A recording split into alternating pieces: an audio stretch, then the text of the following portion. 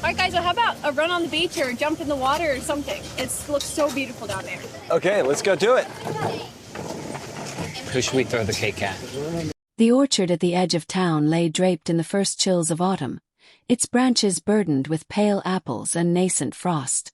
The Plaths, like the orchard, stood in quiet tension, their age-old traditions ready to crack under the weight of unspoken desires. Liliana Plath, 17 and eyes ablaze with curiosity, leaned against the barn's weather-beaten boards. Her siblings, 12-year-old Camille, sharp-witted and still clinging to childhood certainties, and 19-year-old Isaac, heavy-lidded and restless, hovered at her side.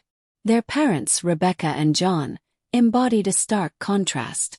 Rebecca, warm-voiced and resolute, sought to preserve the organic sanctity of home life. John, measured and distant, took comfort in ritual, meal times, hymnals, harvest prayers. Theirs was a household ruled by cycles: sunrise, chores, scripture, sleep. But the world beyond the orchard had begun to stir. Satellite dishes glinted beyond the fields, and rumors of smartphones drifted through school corridors like forbidden perfume. Liliana's heartbeat quickened.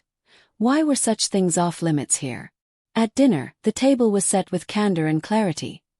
Pot roast, steamed green beans, pitchers of fresh-pressed cider. The siblings sat in ordained spots, Rebecca's gentle eyes scanning them one by one. "We thought it best," Rebecca began, "that we talk as a family again." John's gaze met hers across the table, and Liliana braced herself. She knew what would come.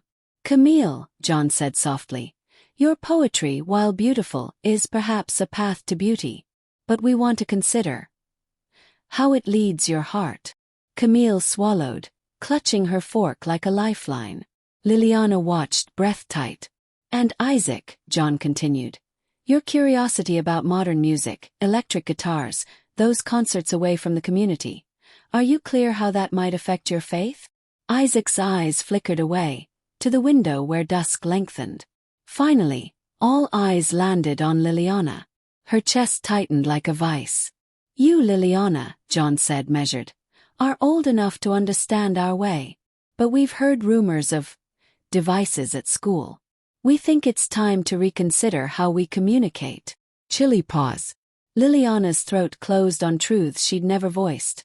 The loneliness, the longing, the clamor of unexpressed self. Camille's voice, quiet but firm, punctured the tension. "Dad, what's wrong with understanding another world's voice?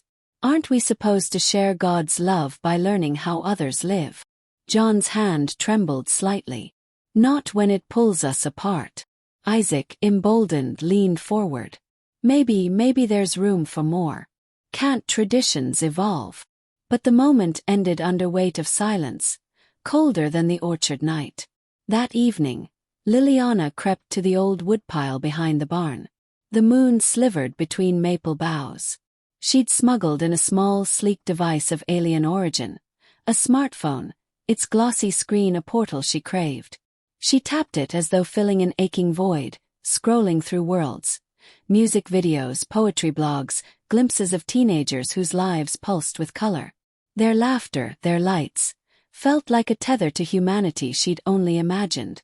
A rustle behind her made her freeze.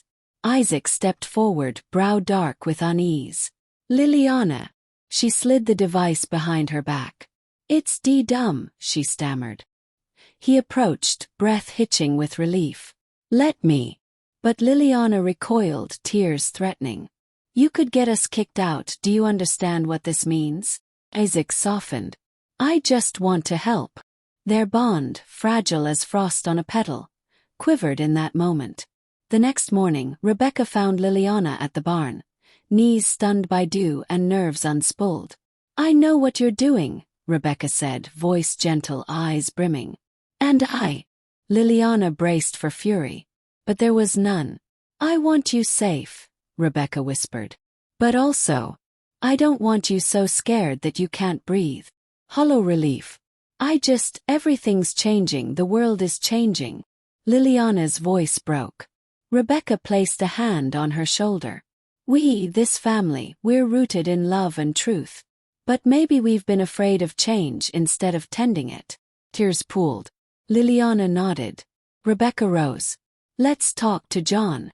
The family gathered under the sycamore by dusk. The cicadas buzzed like distant prayers. John stood, coat drawn tight. Rebecca tells me. We're at a crossroads.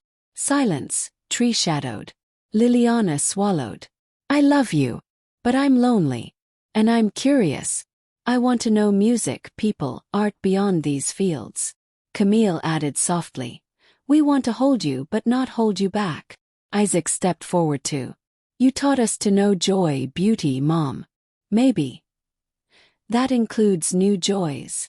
John exhaled as though through centuries.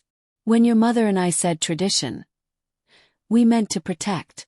But maybe we forgot what grows when we water faith with understanding. A faint smile hovered on Liliana's lips. John breathed deep. Phones and music are not forbidden. But we must use them as tools, not idols. We'll set boundaries, yes. And we'll learn together. Under the sycamore, the air thawed.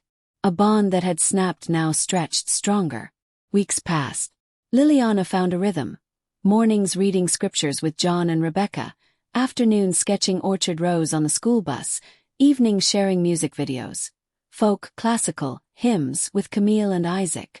Rebecca surprised them one evening with homemade cookies and earphones, handing one to Liliana and the other to John. Listen, she urged softly. A cello's voice soared thin and pure. John's eyes softened. Liliana felt hope.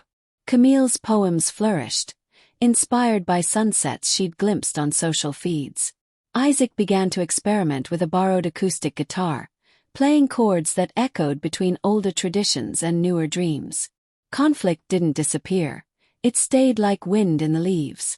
There were flare-ups. John's quiet fear when he saw a smartphone screen glow. Liliana's frustration when rules felt like chains. But they started talking sooner, naming fears and hopes before walls could close.